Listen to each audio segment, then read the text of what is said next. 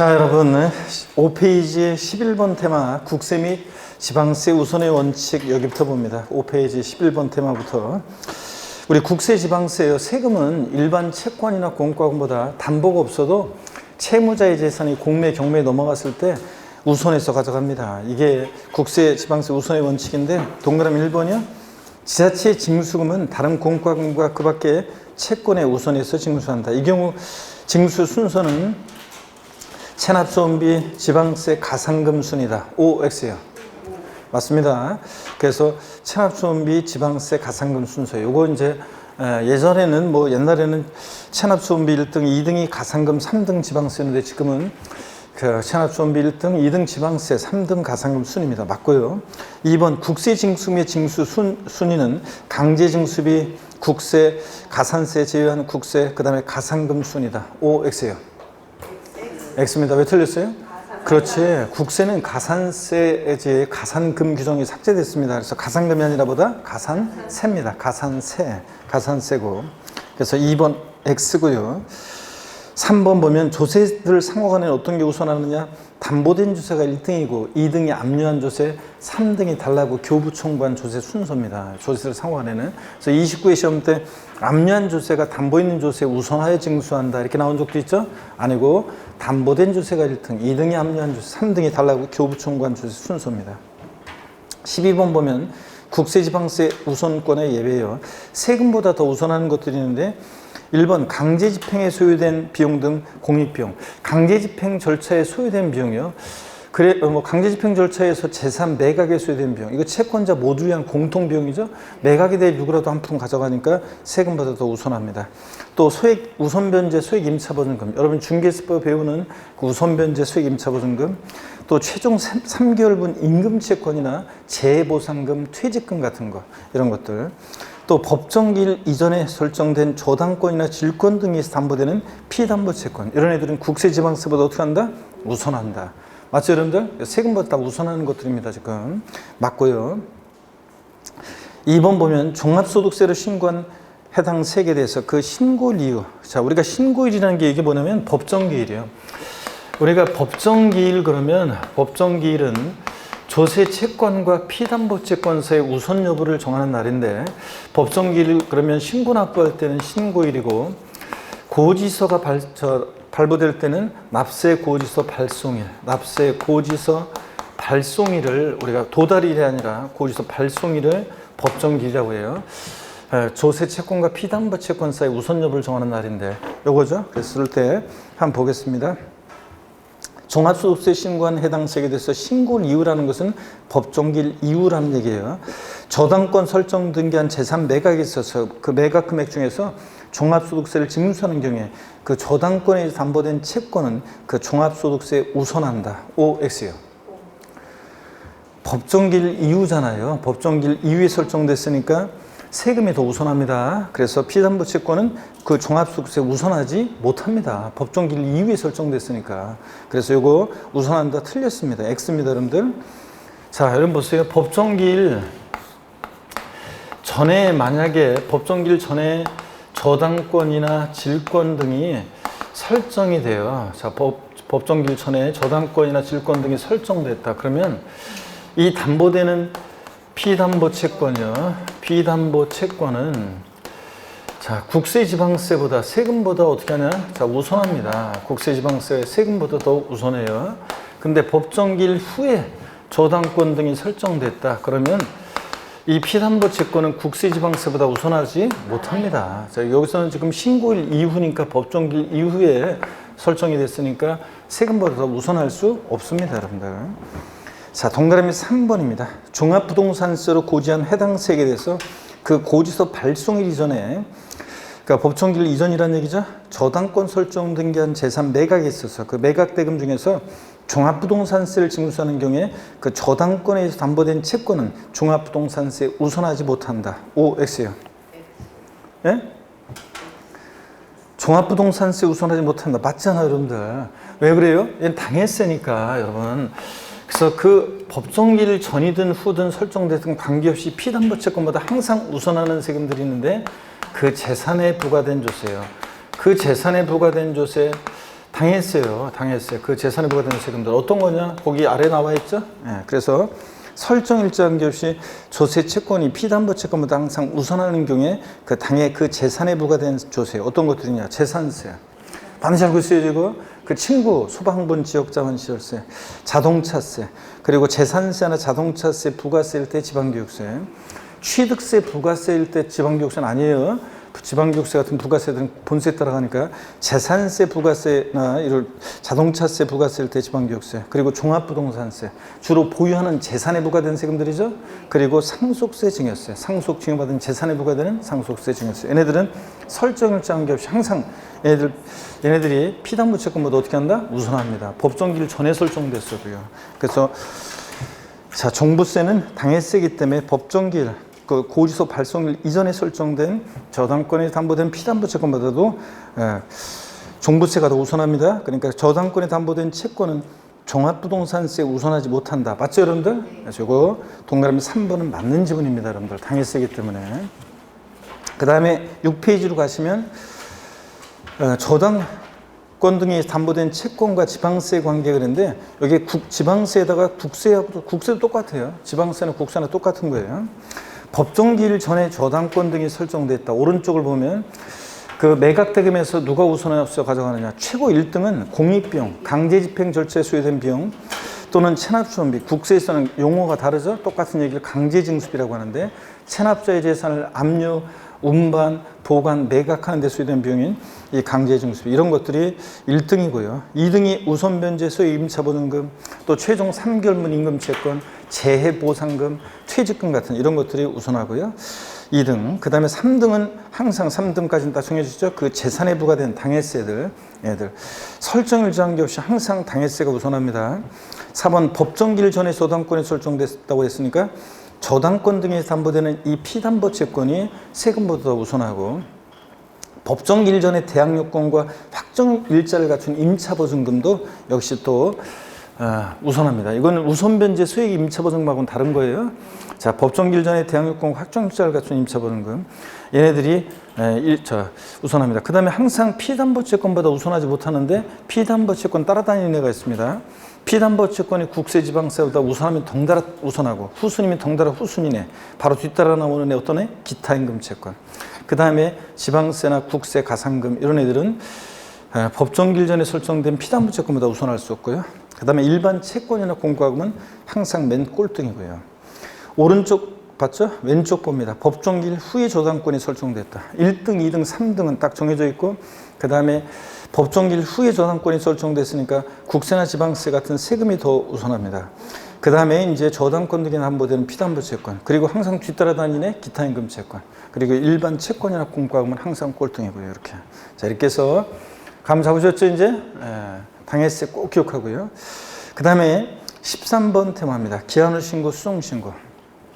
이 기한후 신고와 수정 신고가 최근에 출제되진 않았지만 그래도 여러분들이 요거 안 나왔던 부분에서는 가능성이 좀 있기 때문에 잘 알아둡니다. 기한후 신고나 수정 신고는 신고에 관한 건데요. 기한후 신고는 동그라미 1번 대상자 보세요. 법정 신고 기한 내에 신고서를 제출하지 아니한 자가 하는 게 기한후 신고고 신고기한 지나서 수정 신고는 법정 신고기한 내 신고서를 제출한 자로서 과소 신고한 자가 뒤늦게 나 지난번에 잘못 신고했는데 자수해서 광명 찾는 거고요. 기한후 신고 동그라미 2번 신고납부 세목 중에서 납부할 세금자 또는 환급받을 세금자 모두 즉 신고납부하는 세금은 다 기한후 신고할 수 있어요. 취득세는 되는데 등록명에서 안 된다 그러면 틀려요. 신고납부하는 세금은 다 기한후 신고 규정 적용됩니다. 언제까지 할 수 있냐? 고지서 날라오기 전까지요. 결정 통지 전까지. 과소신고는 경정 통지 전까지. 고지서 날라오기 전까지 할 수 있고 신고납부 절차. 기한후 신고서를 제출한 자로서 납부할 세금자는 그 세액을 납부해야 한다. 옛날에는 기한후 신고와 동시에 납부를 해야지만 감면 혜택을 받을 수 있었는데 지금은 뭐 동시에 납부 규정은 삭제됐고요. 기한후 신고는 신고기한 내 신고하지 않은 거니까 무신고가산세, 납부정가산세 정도되고 수정신고는 과소신고가산세, 납부정가산세 정도입니다. 가산세 감면율이요. 신고기한 지나서 1개월에 기한후 신고했을 때 무신고가산세입니다. 과소신고가산세 아니에요. 기한후 신고는 무신고가산세 몇 프로? 50% 감면해주고 1개월 초과 3개월 내에 기한후 신고하면 무신고가산세 몇 프로? 30% 감면해주고 그 다음에 3개월 초과 6개월 내 같으면 무신고가산세 몇 프로?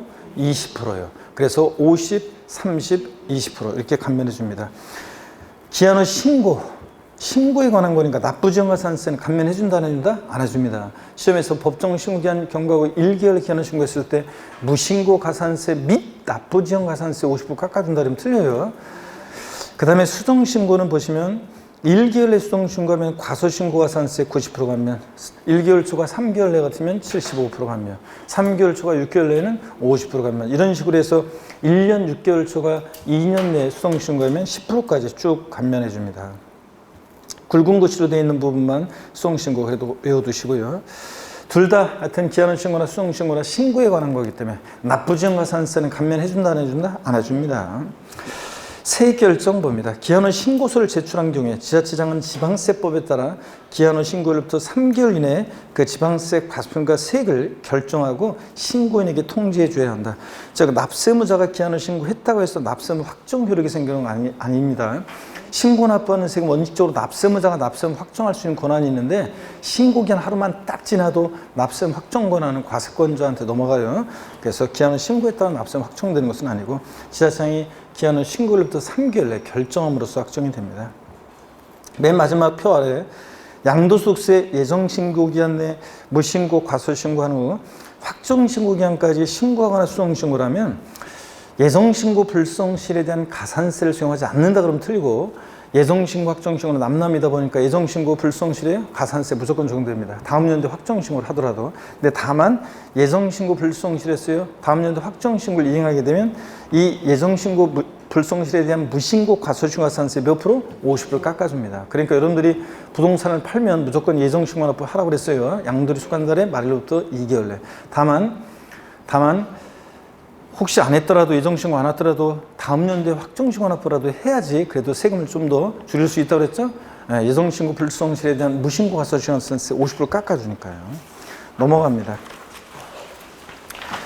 자, 그리고 7페이지에 보면 14번 권리구제, 우리 조세 불복 절차입니다. 우리 조세 불복 절차는 이거 청구 기간은 국세나 지방세에 대해서 우리가 조세관에서 부당한 처분이 있으면 안 날부터 며칠 내에 다 제기하도록 되어 있어요? 90일 내. 다 90일 내 제기하도록 되어 있습니다. 이 신청에 대한 결정, 이런 것에 대한 결정기간도, 청구에 대한 결정기간도 국세나 지방세는 대부분 90일 내에 이런 것들을 청구받고서 결정하게 되어 있어요. 근데 다만 국세 이의신청에 대한 결정기간은 며칠? 30일이고요. 30일이고. 그 다음에 이의신청은 임의적인 절차입니다. 그래서 이의신청 절차를 거치지 않고 심판 청구 등을 청구할 수 있다 없다? 있답니다. 있다예요. 왜냐하면 임의적이니까 이의신청은 반드시 거쳐야 되느냐? 그렇지 않습니다. 이의신청 절차를 거치지 않고도 우리가 심판 청구 같은 청구를 제기할 수 있습니다. 이따 체크하시고. 4번 국세의 경우에 동일한 처분에 대해서 심사 청구와 심판 청구요. 그래서 국세는 조세 불복 절차가 관할 세무장한테 이의신청을 제기하고 안 되면 이제 국세청장한테 심사 청구하거나 또는 조세심판원의 심판 청구를 구할 수 있는데 심사 청구와 심판 청구는 선택적 필수 절차, 즉 반드시 거쳐야 되긴 되는데 동일한 처분에 대해서 심사 청구도 받고 심판 청구도 받고 중복 청구는 된다 안 된다? 안 됩니다. 불가능해 체크하시고요. 그래서 동일한 처분에 대해서 심사 청구와 심판 청구, 중복 청구 안 된다는 거. 그리고 5번이 지방세 조세 불복 절차요. 국세와 올해 개정이 돼가지고 국세와 동일하게 작년까지는 달랐는데 올해부터는 국세와 동일하게 지방세 기본법에 따른 불복 청구 절차나 감사원의 심사 청구를 거치지 않고 행정법원의 행정소송을 제기할 수 있다 없다? 없다는 거예요. 이제 예전에는 바로 그냥 다이렉트로 행정법원에 행정소송 제기할 수 있었어요. 지방세는 국세와 달리. 근데 이제 지방세도 국세처럼 이런 청구 절차를 거치지 않으면 바로 행정법원에 행정소송 제기할 수 있다 없다? 없다는 거 체크합니다, 여러분. 그 외에도 이제 조세 불복 절차, 뭐 잡다한 그 어떤 지문들은 그런 것들은 우리가 이제 문제를 통해서 여러분들이 그동안 또 봤던 거 보시면 되고요. 가장 핵심적인 권리구제에서 관한 내용은 이런 내용입니다. 그 다음에 이제 우리가 서류 송달이니 뭐니 이제 시험에 딱 한 번 출제되고 출제되지 않는 그런 내용들은 제가 과감하게 생략했고 그런 것들은 우리가 이제 뭐 나중에 그 문제를 통해서 뭐 대비하면 되고요. 자, 이렇게 해서 파트 1 조세 총론을 다 봤고, 이제 8페이지부터 파트 2 세목별 종합입니다. 세목별 종합에서는 일단 각 세목별 세율에 대한 거, 취득세부터 양도소득세까지 세율이요. 페이지는 뭐 몇 페이지 안 되는데, 이것만, 세율만 취득세부터 양도소득세까지 잘 여러분들이 요것만 잘 정리해 두셔도, 우리가 암기해 두셔도, 세율에 관해서는 최소 2문제에서 많게는 4문제까지 연관돼서 나오기 때문에 우리가 문제를 대비할 수 있단 말이죠. 그래서 세목별 종합 잘 보셔야 되겠습니다. 고기 한번 또 드시고 스트레칭을 또 한번 합니다, 여러분들. 목 운동부터. 목 운동. 반대로 돌리시고. 자, 그 다음에 허리도 좌로 우로 돌립니다. 아이고. 자, 기지개도 화끈하게 제끼시고. 좋습니다, 여러분들. 자, 좋습니다. 하여튼 뭐, 여성들만 하여튼 이렇게 그냥 똘똘 뭉쳐가지고 하여튼 여러분들은 반드시 마지막까지 점수 지금 안 나오고 그러더라도 시험은 막판 2달에 팍팍 막 갈급하게 외우고, 그러면서 마지막에 이제 계속 이제 전범위로 막 훑어서 보고 이렇게 하면서 실력이 팍팍 늘어나고, 자, 그런 거고, 우리가 객관식이라는 것은 반드시 전부 다 확실하게 알아야 되는 건 아니고, 그 포인트 되는 것들을 잘 이해하시고 우리가 잘 또 암기했다가 비슷한 거 나오면 잘 여러분들 골라내면 되는 거죠. 그래서 여러분들이 상위 뭐 30%에 해당되는 문제 같은 것들 문제 푸실 때 딱 봐가지고 못 봤거나 안 될 것 같으면 빨리빨리 제끼고 똘똘한 문제부터 빨리빨리 풀어놓는 거예요. 예? 그래서 동차 보시는 분들은 뭐 예를 들어서 민법을 먼저 풀든 학개론을 먼저 풀든 본인이 자신 있는 과목을 먼저 푸실 때 올해 만약에 낯선 게 나왔다고 해도 당황하지 않고 빨리빨리 통과해서 똘똘한 애들 빨리빨리 손잡아 주겠다 이렇게 해서 문제 푸는 거, 이게 이제 제일 중요합니다. 그래서 먼저 풀 수 있는 똘똘한 문제들을 빨리빨리 판단해서 빨리빨리 풀고, 그 다음에 이제 못 봤던 것들라든가 아니면 난이도 높은 그런 지문에 대한 그런 문제들, 그걸 나중에 푸는 거, 이게 제일 중요합니다. 그걸 잘 하셔야 되고, 그것만 잘 하고 마킹 같은 거 할 때 이제 왔다 갔다 풀었기 때문에 마킹할 때 실수하지 않고 밀려 쓰지 않도록 그것만 신중하게 잘 하시면은 그러면 됩니다. 그러면 60%에 대한 것은 대부분의 수험생들이 평상시에 공부하고 막판에 공부한 내용으로 다 60%, 아무리 문제가 어렵게 나와도 60%는 다 들어있어요. 그런데 대부분의 분들이 그 난이도 높은 상위 그 30%에 해당되는 그런 20, 30%에 해당되는 문제 때문에 막 당황해가지고 그 똘똘한 문제들을 실수해서 그런 거지. 그 똘똘한 문제들을 잘 풀어놓으면 여러분들이 합격할 수 있습니다. 그래서 그걸 하는 게 제일 중요해요. 자, 각 세목별 세율 먼저 취득세부터 봅니다. 취득세는 세율이 3개 덩어리예요. 표준세율, 중과세율, 특례세율. 그게 3개 덩어리로 되어 있는데 먼저 우리 표준세율을 외웠습니다. 상삼팔, 무독립815, U12식, 원팔, 03시계. 요거, 그죠? 그래서 우리가 하여튼 취득세 표준세율 말로 할게요. 소속태만 하고 상삼팔, 무독립815, 그 다음에 세율에 관해서 세율 구조라든가 잘 모르겠는 분들은 이론 강의, 세율 부분에 대한 강의를 다시 한번 들어보시고요. 무독립815, 그 다음에 U12식, 유식이 소문 짱 났죠? U12식, 그 다음에 03시죠. 원팔 03시계. 이렇게 해서 이 스토리를 여러분들이 잘 기억하셔야 되겠습니다. 원팔 03시계. 자, 그래서 이거 갑이라는 젊은의 스토리를 통해서 우리가 세율을 외웠습니다, 여러분들. 그래서 말로 할게, 저 하나하나 짚으면서 말로 할게요, 여러분들. 자, 어떤 얘기냐 그러면 우리 상속으로 취득했다. 상속으로 취득했을 때는 상삼팔인데 상속으로 취득하면 농지를 상속으로 취득했다. 아이고, 자, 상속으로 농지를 취득했다 그러면 상삼이니까 몇 프로입니까? 2.3%. 우리 현재 취득세 지금 세율은 옛날 취득세하고 옛날 등록세 세율이 통합된 세율이죠. 예. 자, 그래서 2.3%고 농지 이외의 것을 상속으로 취득하면 상삼팔 2.8%입니다.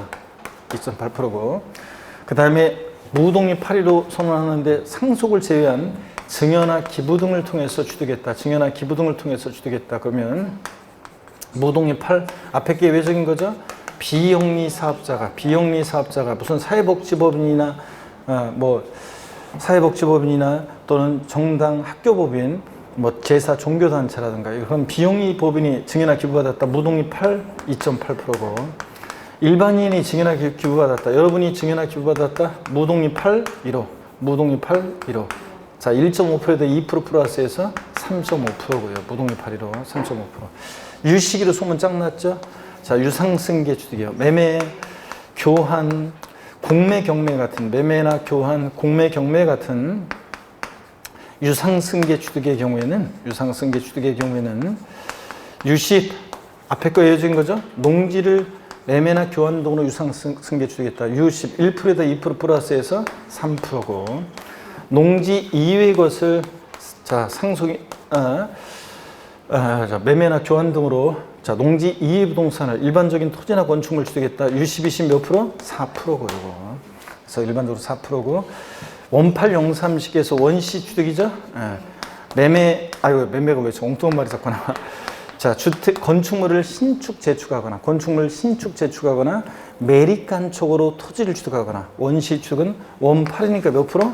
2.8%고 2.8%고. 자, 그 다음에 여러분요 03식에 공유물, 그 다음에 합유물, 총유물, 분할로 인한 취득이요. 공유, 합유, 총유물, 분할로 인한 취득은 03식이니까 자, 요거 몇 프로입니까? 2.3%입니다. 03식에 2.3%예요. 자, 그래서 우리가 취득세 표준세율 중에서 최고 높은 것은 일단 4%. 요게 제일 높고요. 농지 이외에 매매 교환도로 취득했을 때. 그 다음으로 높은 게 무독립 8.15, 3.5%. 그 다음으로 높은 게 농지를 유상 취득했을 때 3%. 이렇게 높습니다. 표준세율 중에서는 상삼하고 03이 제일 낮은데 세율 같은 거 골라봐라. 상삼하고 03하고 같고요. 상속으로 농지 이외 주택 같은 것을 상속받았을 때 상삼 8하고 무독립 8하고 원 8하고 같고요. 이런 것들 미리 이렇게 딱 준비해 놓습니다, 여러분들. 자, 그러면 됐고 그 표준세율 그 바탕색 박스 안에 내용을 봅니다. 조정 대상 지역 내에서요. 1세대 1주택 및 조정상 지역 외 지역은 1세대 2주택까지는 유상거래, 매매, 교환, 공매, 경매로 취득했을 때 근데 무상 취득과 신축은 아니에요. 를 원인으로 주택을 취득했다. 그러면 취득 가격에 따라 달라지죠? 6억 원 이하는 몇 프로? 1%. 취득 가격 6억 초과 9억 원 이하는 복잡하죠? 취득 당시 가격에다가 3분의 2억 원을 곱하고 3을 빼고 그 다음에 100분의 1, 백분율을 곱해요. 그래서 우리가 이렇게 했을 때 7억 5천일 때 이런 식으로 하면 7.5 곱하기 3분의 2 마이너스 3 이런 식으로 하면 2가 계산돼요. 그래서 7억 5천일 때 몇 프로? 2%. 아예 딱 이걸 외우더라고 그랬습니다. 그래서 7억 5천일 때는 2%고 9억 초과하면 몇 프로? 3%. 그래서 취득가격에 따라서 1에서 3% 세율 정되는 거. 요거는 조정대상 지역 내 같으면 1세대 1주택만, 또 조정상 지역 외 지역은 1세대 2주택까지만 1에서 3% 낮은 세율 정도입니다. 취득가격 6억 원이야 1%. 요거까지는 6억 초과 9억 원이야는 복잡하니까 7억 5천일 때 2%를 기준으로 하고 그 다음에 9억 초과했을 때 몇 프로? 3%. 정확히 외워야 됩니다. 2번 중요 질문 봅니다. 매매와 교환으로 부동산을 취득하는 경우에 취득세 세율은 동일하다. 동일하잖아요. 매매, 교환 다 뭐예요? 유상승계 취득. 유상승계 취득으로 세율 동일합니다. U10, U10 똑같아요. 맞고 2번 건축물을 취득하는 경우에 증축, 개수로 그러니까 건축물 신축하는 경우와 증축이나 개수로 면적이 증가한 경우에 취득세 세율은 동일하게 적용된다. 주택을 우리가 건축물을 신축하면 원시 취득이니까 몇 프로? 18. 원시 취득이니까 2.8%고 그 다음에 우리 건축물을 증축하거나 개수를 해서 증축이나 개수는 원시 취득이 아니잖아요. 근데 증축이나 개수를 통해서 이렇게 면적의 증가가 있을 때, 이렇게 면적 증가가 있을 때, 이 증가된 면적이요, 부분에 대해서 전체가 아니라 이 증가된 면적 부분은 원시 취득이 아니잖아요. 증축이나 개수는. 그런데도 원시 취득으로 보아서 세율을 정하죠. 원시 취득으로 보니까 2.8%입니다. 그래서 건축물 신축했을 때 세율과 증축이나 개수로 면적 증가했을 때 증가된 면적 부분에 적용되는 취득세 세율은 같다 다르다? 같습니다. 2.8%로. 예? 자, 그래서 이거 동일하게 적용된다? 맞아요. 동그라미 2번, 5. 3번입니다. 신탁법에 따른 신탁재산인 부동산을 수탁자로부터 누가 취득하는지 잘 보셔야 되는데 수익자, 신탁의 이익을 받는 수익자에게 이전할 때 취득세 세율은 일반 유상취득과 동일하게 세율을 정합니다. 그래서 5 맞습니다. 이거 수익자의 취득입니다. 만약에 위탁자에서 수탁자로 전환할 때 수탁자의 취득은 비과세고요. 근데 수탁자에서 누구한테? 수익자, 신탁이 이익을 받는 수익자에게 이전할 때 요거는 일반 유상취득세를 정한다. 맞습니다. 4번 주택을 신축 또는 증축한 이후요. 해당 주거용 건축물의 소유자가 해당 주택의 부속 토지를 취득할 때는 주택에 대한 취득세 세율 대신 일반 토지에 대한 세율을 적용합니다. 맞습니다. 이것도 사람들이 잔머리 굴릴까 봐 하는 거에 나온 거예요. 자, 취득 순서를 이걸 바꾼단 말이죠. 그래서 예전에는 사람들이 토지를 먼저 취득했는데 토지를 먼저 취득했음에도 타인의 토지에 주택을 먼저 신축한 거래요. 그럼 2.8% 주택 신축. 그 다음에 나중에 토지를 취득하게 되면 주택 부속 토지 취득으로 해가지고 주택에 대한 취득세 세율을 적용받을 수 있었어요. 사람들이. 원래는 그게 아니었으면서도 순서를 그렇게 바꿨단 말이에요. 악용하는 걸 막기 위해서 주택을 신축 또는 증축한 이후 부속 토지를 취득하면 주택 부속 토지로 봐 세율을 정한다 그러면 틀리고 주택의 세율을 정한다 그러면 틀리고 일반 토지 취득의 세율을 정합니다. 맞습니다. 이거 5. 그 다음에 3번 법인의 주택 취득 및 1세대 2주택, 3주택 또는 4주택 이상 유상 취득 시 주택에 대한 유상 취득에 대한 세율입니다. 정확히 얘기하면 이건 지금 주택에 대한 세율이에요. 법인이 주택을 취득했다, 다주택을 그러면 조정 대상 지역 내든 외든 관계없이 무조건 몇 프로? 12%입니다. 근데 시험에서는 12% 이렇게 안 나오고 어떻게 나오냐? 지방세법 11조 1항 7호 남목의 세율. 여러분들이 법령을 외울 것까 정확히 외울 것까지는 아니고요. 지방세법 11조 1항 7호 남목의 세율을 표준세율로 하여 그게 몇 프로냐면 4%거든요. 유상취득시 4%. 그 세율 해당 세율에다가 중과기준세율의 4배를 합한 세율 중이에요. 중과기준세율이 취득록세 통합하면서 나온 조정세율인데 2%라고 그랬죠? 2%의 4배니까 몇 프로? 8%. 거기다가 아까 지방세법 11조 1항 7호 남목의 세율을 표준세율로 하여 그 해당 세율에 즉 4%에다가 중과기준세율의 4배를 합하니까 몇 프로가 돼요? 12%입니다. 여러분. 지역할 때는 우리는 12%로 알아두시면 되고 그 다음에 개인이 주택을 취득했을 때 조정 대상 지역 내 1세대 2주택은 몇 프로? 8%예요. 그래서 역시 똑같아요. 지방세법 11조 1항 7호 남목의 세율을 표준세율로 해서 이게 4%인데 여기다가 중과기준세율의 2배 합한 세율이요. 중과기준세율이 2%의 2배니까 4%고 4%에다 합치니까 8%가 되죠. 조정 대상 지역 외 지역은 1세대 2주택까지는 낮은 세율 정도예요. 이래서 3%예요. 조정상 지역 내에서 1세대 3주택이다. 12% 중과세합니다. 조정상 지역 외 지역은 1세대 3주택부터 이제 8% 중과세하고 조정 대상 지역 내 1세대 4주택이나 조정상 지역 외 1세대 4주택은 여기 3주택은 조정상 지역 외 지역은 8%, 조정상 지역 내는 12%. 조정상 지역 내 1세대 4주택 당연히 3주택부터 12% 중과세하고 조정상 지역 외 지역은 1세대 4주택부터 12%예요. 2주택까지는 표준세요. 조정상 지역 외 1세대 3주택은 8%, 4주택부터 조정상 지역 외 지역은 12% 중과세합니다. 다만 1세대 2주택에서 대통령 영이 정하는 일시적 2주택은 중과세하지 않고요. 동그라미 1번 봅니다. 이 경우 주택의 공유지분이나 부속 토지만을 수여하거나 취득한 경우에도 주택을 수여하거나 취득한 것으로 봐요. 이거 공유지분이나 부속 토지만을 수여하더라도 법인이 주택을 취득하면 무조건 12%라고 그랬잖아요. 이때 이 법인에는 법인 아닌 사단재단 등 개인이 아닌 자 포함하고요. 동그라미 3번 조정 대상 지역 지정 고실 이전에 주택에 대한 매매 계약을 체결한 경우에는 조정 대상 지역으로 지정되기 전에 주택을 취득한 것으로 봐서 중과세에 포함시키지 않고요. 4번 1세대의 보유주택수 판단할 때 신탁된 주택은 누구의 주택으로 판단하고? 위탁자. 항상 위탁자의 주택으로 판단하고 조합원 입주권이나 분양권, 주거용 오피스텔을 주택수에 포함해요. 그래서 원래 분양권과 입주권은 취득세 대상이 아니에요.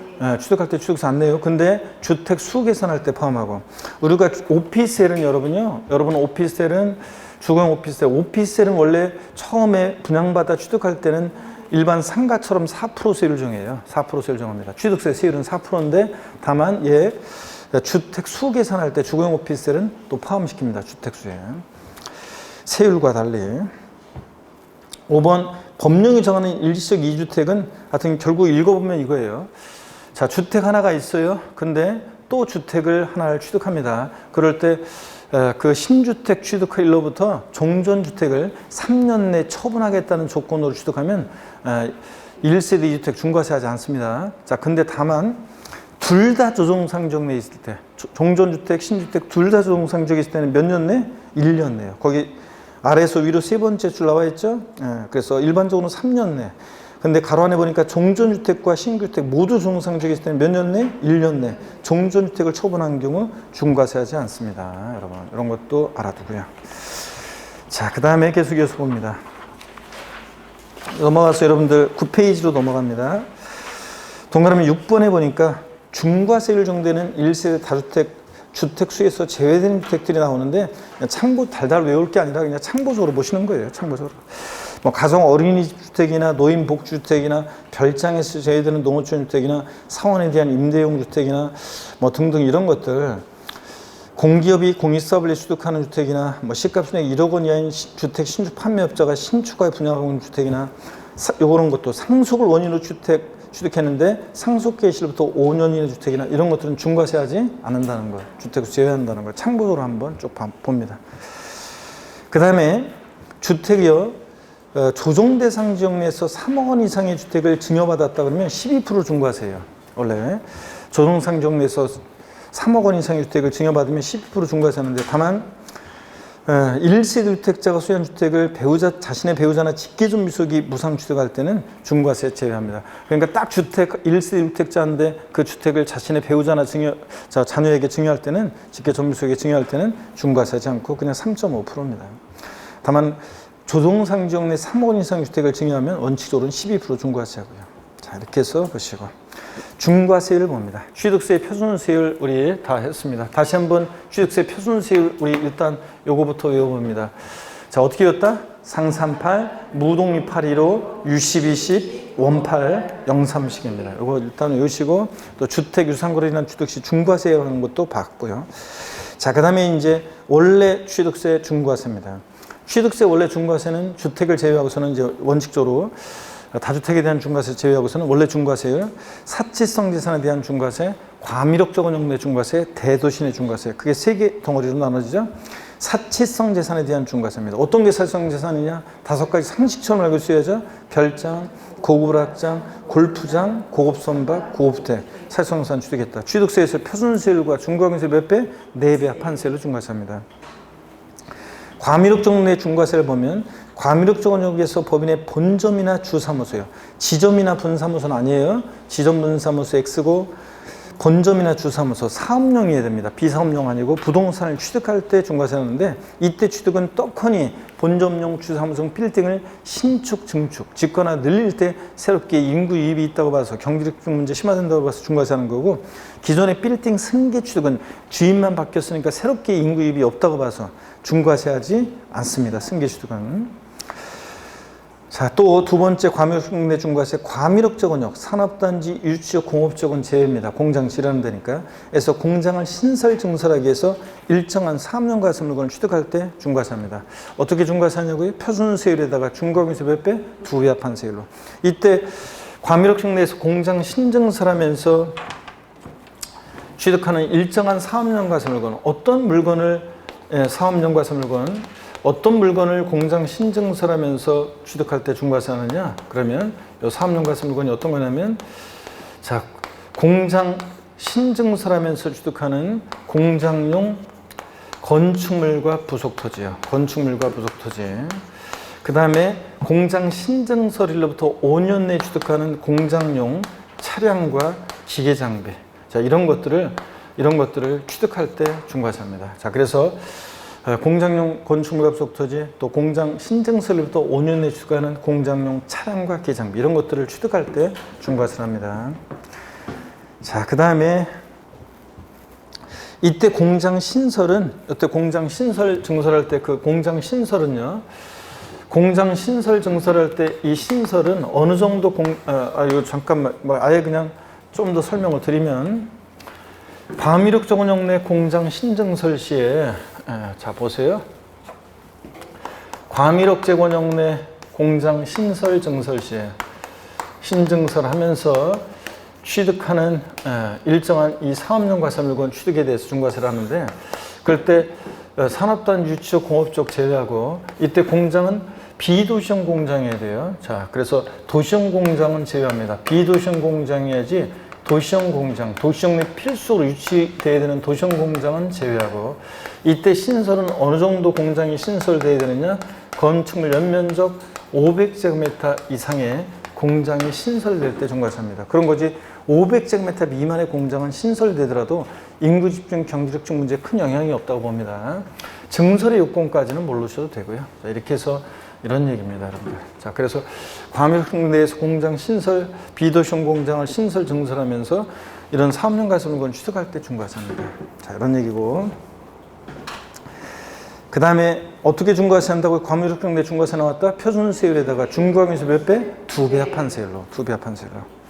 대도시 내 중과세 나왔다 그러면 대도시 내에서 법인 설립하거나 지정분사무소 설치하거나 법인의 본점 주사무소 지정분사무소를 대도시로 전입함에 따라서 대도시 부동산 취득할 때 중과세입니다.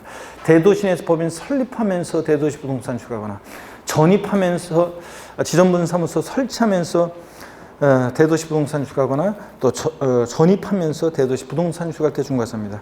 과밀협정 내에서는 본점이나 또 주사무소 사업용 부동산 취득만 중과세인데 대도시 내 중과세는 지점이나 분사무소도 다 포함해요.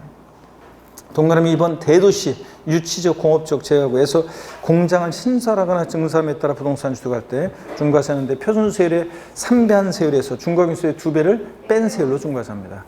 이 중과세율은 당연히 기본적으로 외우고 있으셔야 되고, 대도시 내 중과세 나왔다 그러면 이 대도시 중과 제외되는 경우, 즉 대도시 중과 제외 업종은 중과세지 않거든요. 대도시 내 중과세에서 이거는 취득세에서 나와 한 30몇 가지가 나와 있는데 이 30몇 가지 나와 있는 것을 등록면허세에도 준용하기 때문에 꼭 잘 알고 있어야 됩니다. 대도시 중과세 제외 업종, 중과세지 않는 거. 그러니까 취득세나 등록면허세 문제에서 대도시 내 중과세 나왔다 그러면 중과세 이런 거 하면 되겠는지를 잘 생각해 보세요. 은행업, 유통업, 첨단업종, 의료, 할부금융업, 사회기반시설 사업, 도시형 공장을 경영하는 사업 같은 이런 것들 중과세 한다 안 한다? 안 합니다. 은행이나 농산물 유통센터나 뭐 병원이나 이런 것들, 할부금융 이런 것도 중과세하지 않는다는 거 꼭 기억합니다. 이런 것들. 자, 꼭 알아두셔야 되는 내용이었고, 그 다음에 10페이지로 넘어갑니다. 취득세 세율은 표준세율, 중과세율, 특례세율인데 우리 취득세 세율 특례를 봅니다. 특례세율이요. 두 가지가 나눠지는데 우리가 표준세율에서 중과기준세율 뺀 특례세율하고 그 다음에 중과 기준세율이 적용되는 특례를 여러분들이 구별하는 게 포인트입니다. 이게 이런 거라고 그랬었죠. 뭐냐면 예전에 취등록세 통합되기 전에 A라는 어떤 사안에 대해서 옛날 취득세를 형식적인 취득이라고 과세 안 했었는데 똑같은 사안에 대해서 등록세가 있을 때 옛날 등록세는 이것을 과세를 했었어요. 등기를 공짜로 안 해주고 형식적 취득으로 옛날 취득세는 과세 안 했는데 등기는 공짜로 안 해주고 등록세 과세했습니다. 이게 이제 취득세로 통합됐잖아요. 세목관서에 따라 통합을 시켰는데 종전하고 세금 부담이 달라지면 안 되잖아요. 똑같아야죠. 그래서 지금 현재 취득세 표준세율은 상38, 무동이8의 U12시, 원팔, 030 이거는 취득세와 옛날 등록세가 통합된 세율이잖아요.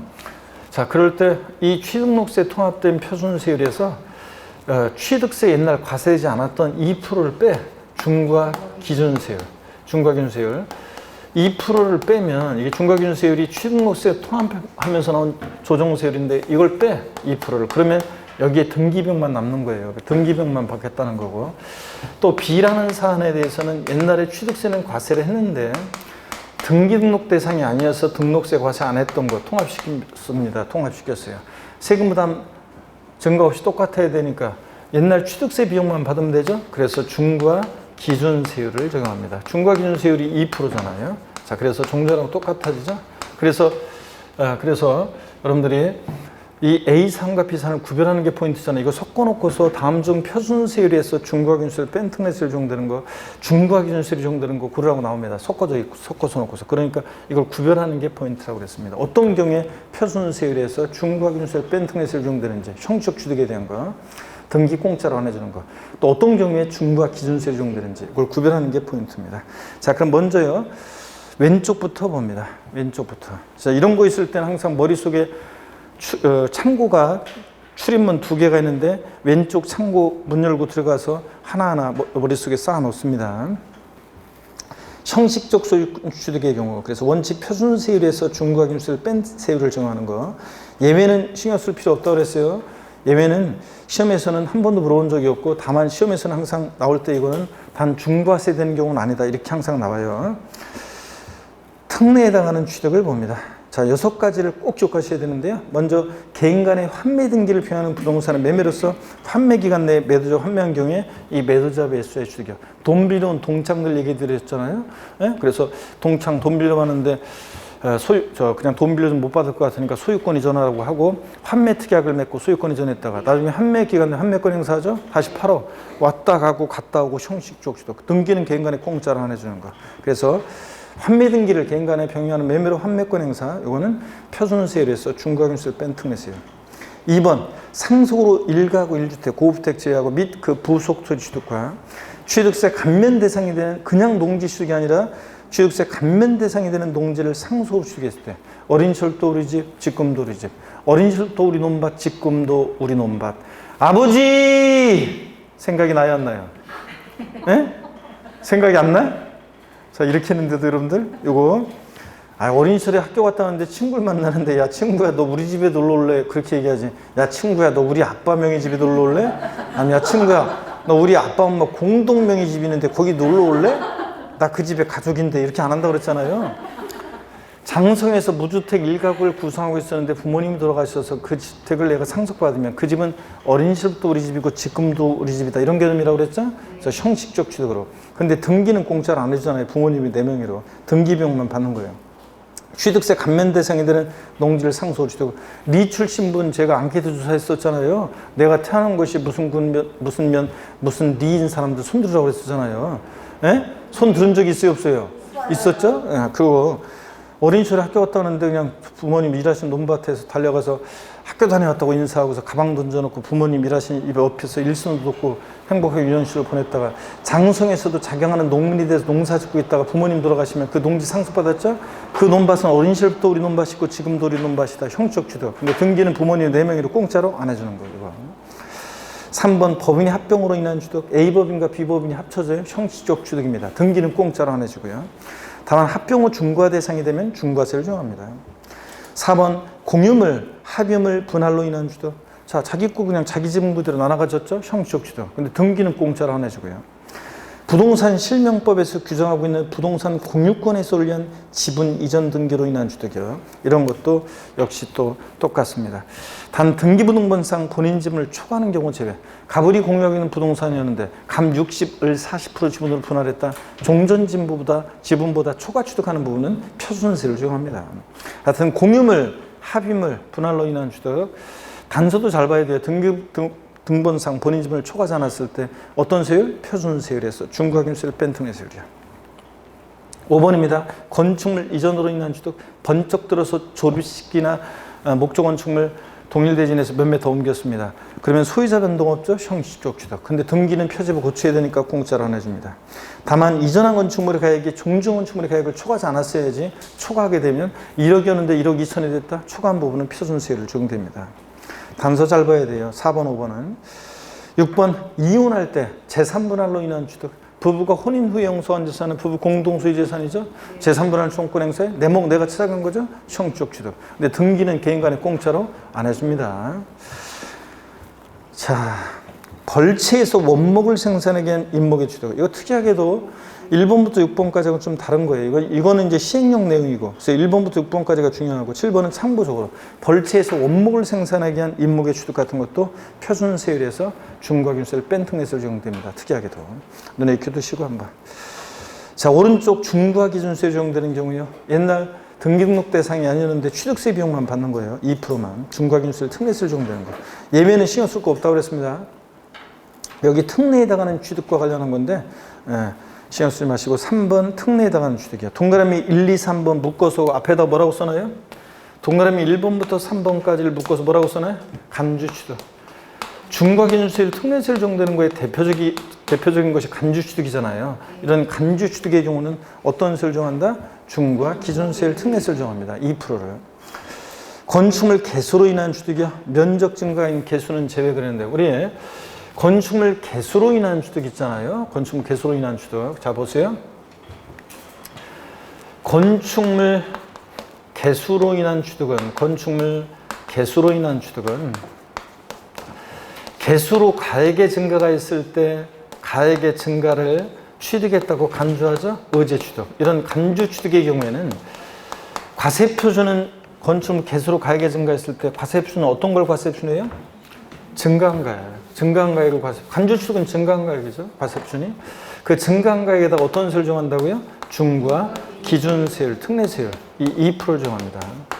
근데 개수로 면적 증가가 있다. 아까 제가 설명드렸었는데 건축물 증축이나 개수로 면적 증가가 있을 때 신축이나 재축이 원시 취득이지 증축이나 개수는 원시 취득이 아닌데도 증가된 면적 부분에 대해서는 뭐로 봐서? 원시 취득으로 봐요. 원시 취득으로 봐서 원팔 2.8% 표준세율 2.8%를 적용합니다. 그래서 건축물 개수로 인한 취득, 이 중과 기준세율, 특례세율 적용될 때는 면적 증가에는 개수는 제외됩니다. 면적 증가에는 개수는 원시수로 봐서 2.8%를 정하니까 꼭 비교해야죠. 자, 그 다음에 동그라미 2번입니다. 선박 차량과 기장비 종류 변경으로 가액 증가했거나 토지 지목 변경으로 가액 증가했을 때 어떤 세를 정한다? 중과 기준세율, 특례세율이요. 그래서 우리 지목 변경도 했잖아요. 이런 거. 갑이라는 사람이 밭에서 대로 지목을 변경한다. 그러면 지목 변경 전에 시가총액이 1억, 지목 변경 후에 시가총액 5억이다. 가액의 증가가 있기 때문에 가액의 증가를 취득했다고 간주합니다. 이런 간주 취득은 뭘 과세표준하느냐? 증가한 가액이요. 자, 증가한 가액 얼마? 4억. 판결문이나 법인장부에 의해서 지목 변경이 든비용이 입증될 때는 든비용으로 하고, 근데 판결문이나 법인장부로 지목 변경이 든비용이 입증되면 든비용. 근데 일반적으로는 증가한 가액입니다. 지목 변경 전과 후의 시가총액 차액이요. 증가한 가액. 여기다가 세율 어떤 세율 정한다고요? 중과 기준세율, 특례세율 2%를 적용하잖아요. 그래서 산출세액 4억에 2%니까 얼마? 800만 원. 아예 사례를 외우더라고 그랬지 이렇게? 그랬잖아요, 여러분들. 지목 변경의 경우에 증가한 가격에다가 중과 기준세율, 특례세율을 정합니다. 그 다음에 3번 과점주주의 주식 취득도 어떤 세율 정한다? 중과 기준세율, 특례세율. 번호는 3번까지로 되어 있지만 간주 취득 세분하면 4가지잖아요. 건축물 개수로 가액의 증가했을 때, 차량기 장비 선박 종류 변경으로 가액 증가했을 때, 또 토지 지목 변경으로 가액 증가했을 때, 이 증가한 가에다가 중과 기준세율, 특례세율이고, 또 과점주주의 주식 취득 4가지는 간주 취득은 중과 기준세율, 특례세율입니다. 또 4번 봅니다. 더 많이 있지만 제가 법령에 원래 더 많이 있지만 제가 추려놓은 거예요. 법령이 정한 레저시설 나왔다 골프연습장, 골프연습장 나왔다 레저시설, 레저시설 골프연습장 같은 이런 시설물을 취득했을 때 어떤 세율? 중과 기준세율, 특례세율. 무덤과 이에 접속된 부속 시설물의 부지로 상대된 토지로서 지적공상 지목이 묘진 토지를 취득했을 때 어떤 세율? 중과 기준세율, 특례세율이고, 그 다음에 임시행장, 공산장, 사무소, 세송 제외하고 임시건축물이요. 존속기간 1년이 내일 때는 비과세인데 존속기간 1년 추가하면 과세합니다. 어떤 세율로? 중과 기준세율, 특례세율로요. 7번이요. 택지공사가 준공된 토지에 정원이나 부속 시설물 등을 조성 설치할 때 이 토지 소유자의 취득이요. 납세무자에서 나오는 건데 택지공사가 준공된 토지에 건축물 건축에 수반하지 않고 평평하게 땅 택지 밀어놨는데 거기다가 조경공사 한다거나 이렇게 정원이나 부속 시설물 등을 조성 설치하면 토지 가치가 증가하겠죠? 그 가치 증가분을 취득했다 간주해서 결국은 간주 취득처럼 어떤 세율 중에 중과 기준세율, 특례세율입니다. 이런 것도 7번도 이것도 재작년에 추가된 거니까 알아두시고 이런 것도. 자, 이렇게 해서 더 있지만 요 정도 알아둡니다. 얘네들은 그러면 답고는 대상이 없어요. 이럴 때 중과 기준세율, 특례세율을 정합니다. 여러분 꼭 외워두셔야 되고, 간주 취득의 경우 4가지하고 여기에 골프연습장 같은 시설물 취득, 지목이 묘진 토지 취득, 존속기간 1년 초과하는 임시건축물 취득, 또 택지공사가 준공된 토지에 정원이나 부속 시설물 등을 조성 설치했을 때 토지 소유자 취득이요. 중과 기준세율, 특례세율입니다. 자, 이렇게 해서 취득세, 표준세율, 중과세율, 특례세율을 다 받고 이제 등록면허세 세율입니다, 여러분. 등록면세 세율인데 벌써 또 시간이 또 좀 됐네요. 또 잠시 쉬었다가요. 나머지 등록면허세부터 또 양도세까지 세율을 또 계속 이어서 보겠습니다. 잠깐 쉬겠습니다, 여러분.